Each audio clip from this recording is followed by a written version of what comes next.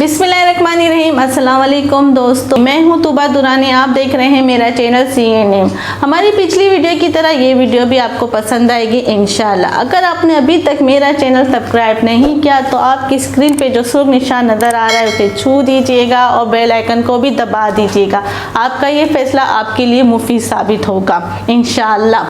दुनिया में बिजनेस के 3 दौर गुजरे हैं। हम पहले दौर को टैकिंग एंड टैगिंग दौर कह सकते हैं। इस दौर में गुलाम खादिम खरीदे जाते थे और ये लोग बगैर मुआवजे और तनख्वाह के वडेरों, नवाबों, सरदारों के घरों में काम किया करते थे। ये लोग बगैर मुआवजे के खेतों में, वर्कशॉपों में, बागों में काम कर कर के मर जाते थे। ये वो दौर था जो गुलामी का दौर कहलाता था। इस दौर में कोई पे नहीं था, सिर्फ लेता ही लेता था, सिर्फ गिव ही गिव था, कोई पे नहीं करता था। दूसरा दौर गिव एंड टेक का ज़माना था।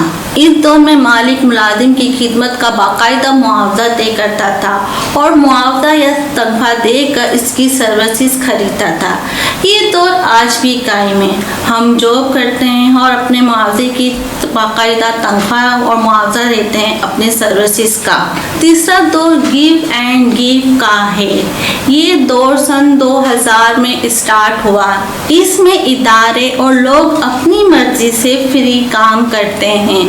इस दौर को दुनिया का बेस्ट बिजनेस दौर कहते हैं क्योंकि इसमें फ्री कंपनियां और फ्री इदारों ने जितना मुनाफा कमाया आज से तारीख में पहले इसकी कोई मिसाल नहीं मिलती। मसलन आप गूगल, फेसबुक, अमेज़न, यूट्यूब वगैरह की मिसाल ले लीजिए। गूगल की ब्रांड वैल्यू $323 बिलियन है, फेसबुक की $147 बिलियन, अमेज़न की $1415 मिलियन, यूट्यूब की $44 मिलियन।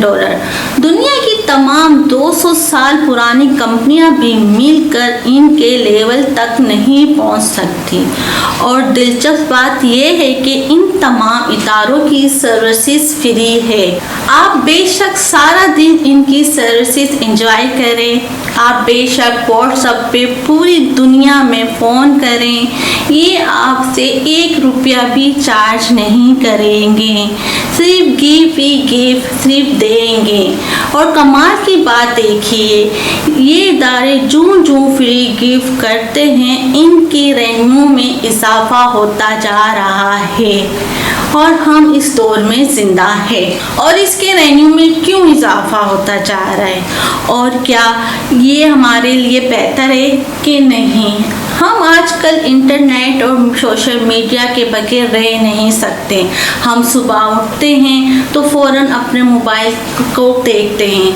हम अपने मोबाइल ही में दिन रात जुड़े रहते हैं। यहाँ तक कि जब हम नमाज पढ़ते हैं तो नमाज पढ़ने के बाद मोबाइल पे ऐसे लपकते हैं कि जैसे हमारी नमाज कबूल होने का मैसेज आया हो। कभी आपने सोचा हम इतना मोबाइल के आदी क्यों हो गए हैं? क्या हम मोबाइल के बगैर नहीं रह सकते? जब मोबाइल नहीं था तब भी तो हम जिंदा थे, तब भी तो हमारी सोशल लाइफ थी। लेकिन अब तो सोशल मीडिया और इंटरनेट ही हमारी लाइफ रह गई है। हम इसके बगैर ज़िंदा रहने का सोच ही नहीं सकते।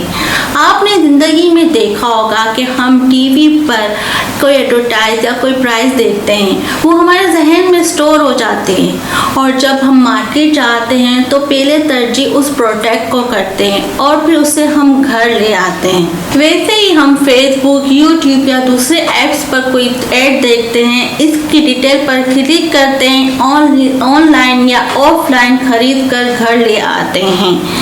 और ये सब फ्री सर्विसेज देने वाली कंपनियां इसी ऐड की वजह से अपना रेवेन्यू जनरेट करती हैं। आपने एक और बात गौर की, जब आप ऐसी कोई साइट खोलते हैं और फिर आप उसे बंद कर देते हैं पर आपके दूसरे ऐप्स, दूसरे अकाउंट्स पर आपने सर्च नहीं किया होता, लेकिन वहाँ पर इसी प्रोडक्ट के एडवर्टाइज और स्लाइड चल रही होती है।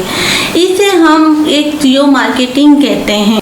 कभी आपने सोचा ऐसा क्यों हो रहा है? हम ना चाहते हुए भी हमें इस खेल में धकेला जा रहे हैं। मैंने एक जगह पढ़ा था कि if you are not pay for the product then you are the product.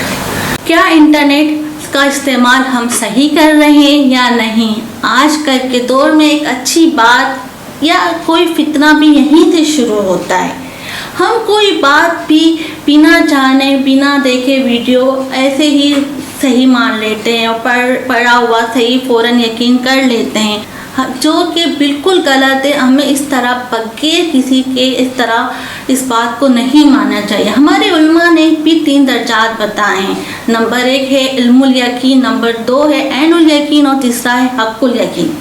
پہلا جو علم الیقین ہے، مثلاً آپ کو پتہ چلا کہ کہیں آگ لگی ہے تو یہ آپ کے علم میں بات آئی، ہم اس کو علم الیقین کہا جائے گا۔ اور دوسرا ہے عین الیقین، پھر آپ نے وہ آگ کو اپنی آنکھوں سے دیکھی تو اس سے عین الیقین کہا جائے گا۔ اور تیسرا ہے حق الیقین، یعنی پھر آپ نے وہ قریب جا کے آگ کو محسوس کیا تو اس سے حق الیقین کہا جائے گا۔